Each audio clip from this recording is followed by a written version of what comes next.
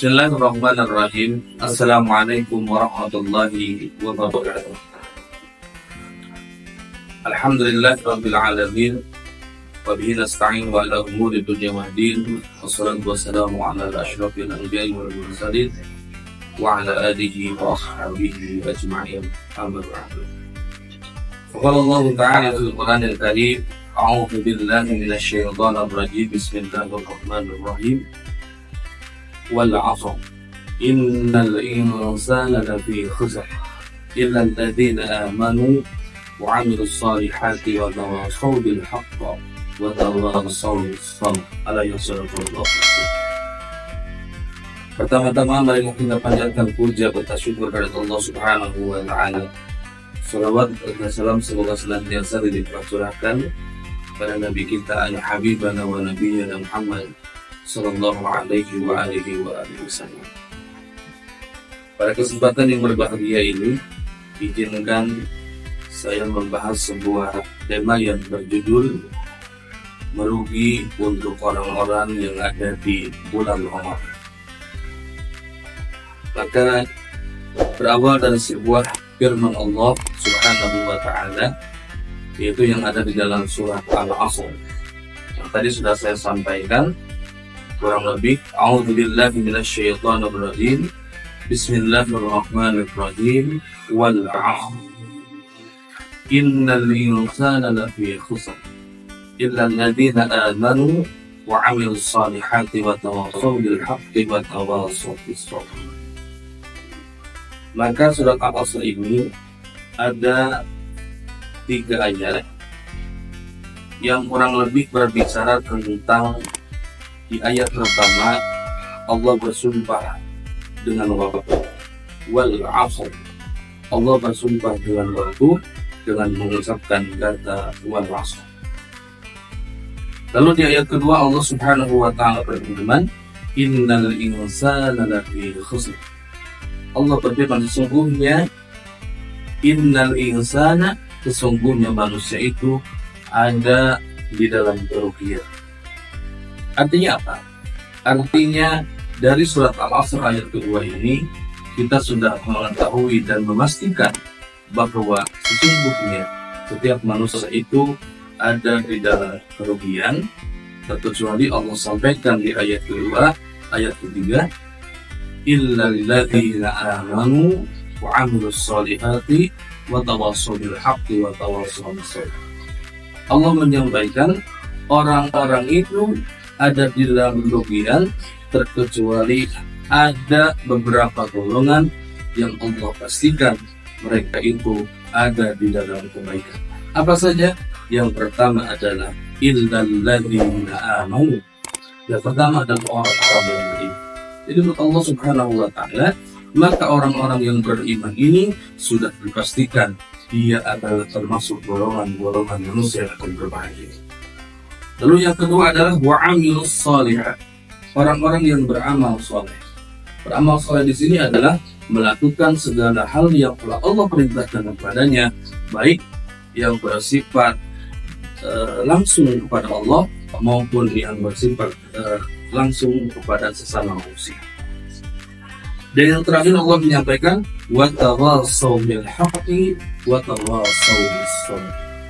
Maka sesungguhnya orang yang tidak merugi itu yang terakhir adalah orang yang senantiasa tawassaw bil haqqi wa tawassaw bis sabr.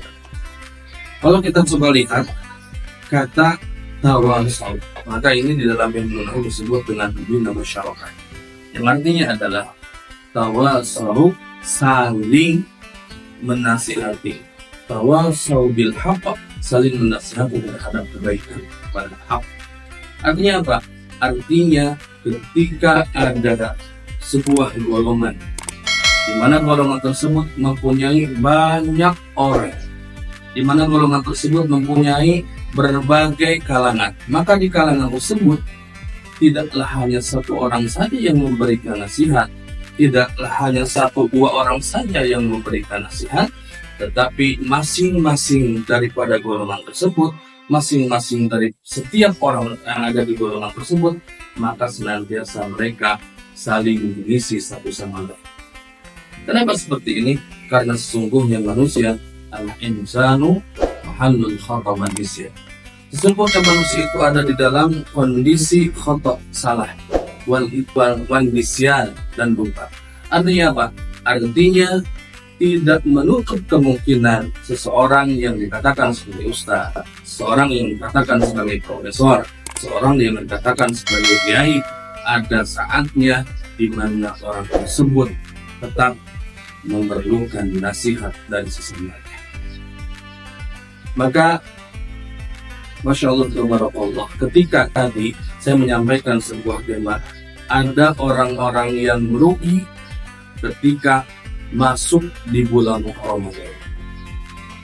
Kenapa bisa sampai merugi? Sesungguhnya bulan Ramadan ini adalah syiar-syiar Ashhurul Hurum, beberapa bulan yang Masya Allah, tabarakallah, Allah sungguh sangat muliakan. Sehingga di bulan Ramadan ini sebetulnya seyogyanya kita bersama semua ini mendapatkan kemuliaan, mendapatkan kebahagiaan, dan mendapatkan pahala dari sisi Allah Subhanahu wa Ta'ala. Maka siapakah orang-orang yang kelak di bulan Ramadan ketika dia melakukan puasa di bulan Ramadan, tetapi dia ini termasuk ada di dalam golongan orang-orang yang sangat mulia? Yang pertama, Rasulullah Shallallahu Alaihi Wasallam berfirman, "Kam min shaimin, laisa lahu min siyamihi illa al-ju' wal 'atas."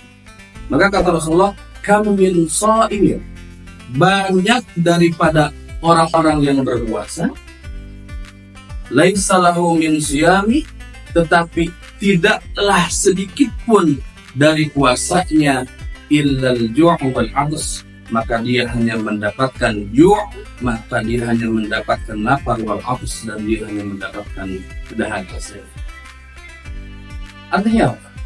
Artinya dari kejadian ini adalah Rasulullah SAW sudah mewanti-wanti dari awal, sesungguhnya di bulan Ramadan ini banyak sekali orang nanti yang merasakan kelaparan, merasakan kehausan karena menjalankan puasa di bulan Ramadan, puasa untuk menahan lapar dan dahaga, tetapi secara kualitas tidak mendapatkan bagian di sisi Allah Subhanahu wa Ta'ala. Secara kuantitas, secara hitung-hitungan, mungkin dia ini melakukan puasa di bulan Ramadan tanggal 1, tanggal 2, tanggal 3, dan tanggal yang lainnya, tetapi secara kualitas yang Allah lihat, maka dia ini tidak mendapatkan sedikit pun dari pahala yang telah Allah akan berikan kepadanya. Lalu kenapakah ini bisa terjadi? Maka sahabatku sekalian, inilah yang disebut dengan ketika kita melakukan sesuatu hanya memandang dari segi kuantitas saja, tetapi kualitas dari puasa yang kita lakukan itu tidaklah dijaga. Yang kedua, di antara orang-orang yang akan merugi nanti kelak ketika dia melaksanakan puasa di bulan Ramadan, maka yang kedua ini adalah dia yang senantiasa menahan lapar, senantiasa menahan dahaga, tetapi tidak bisa menjaga lisan. Maka sahabatku sekalian, lisan ini adalah sesuatu hal yang sungguh sangat luar biasa, ada di dalam salah satu kondisi tubuh kita. Lisan Allah taruh di muka kita. Lisan sebetulnya secara langsung ketika mengucap, maka tidak akan satu orang pun yang akan merasakan sakit seperti sakitnya dipukul. Misalkan kita memukul salah seorang teman kita, ketika dipukul, maka orang tersebut akan secara langsung merasakan sakit.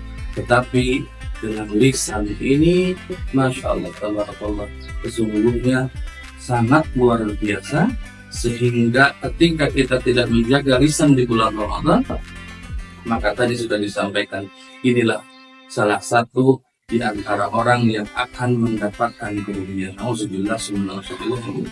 Jadi yang pertama adalah segi kualitas daripada puasa di bulan Ramadan kita tingkatkan dan segi lisan pun yang senantiasa kita ucapkan, maka sejatinya lisan kita itu pun harus dijaga.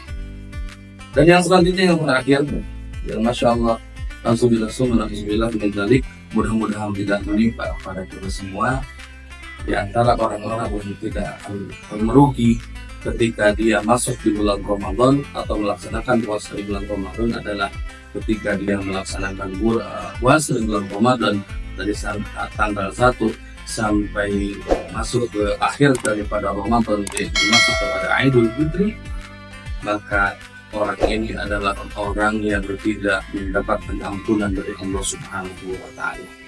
Inilah yang mungkin harus senantiasa kita hindari, supaya di mana puasa di bulan Ramadan tahun ini senantiasa berpuasa yang kita lakukan baik dari segi kualitas maupun dari segi kuantitas kita jaga, sehingga puasa di bulan Ramadan tahun ini mendapatkan pahala dari Allah Subhanahu wa Ta'ala. Mungkin ini saja yang bisa kami sampaikan, kurang lebihnya yang salah dari kehilafan kami, yang baiknya itu datang dari sisi Allah Subhanahu wa Ta'ala. Terima kasih. Assalamualaikum warahmatullahi wabarakatuh.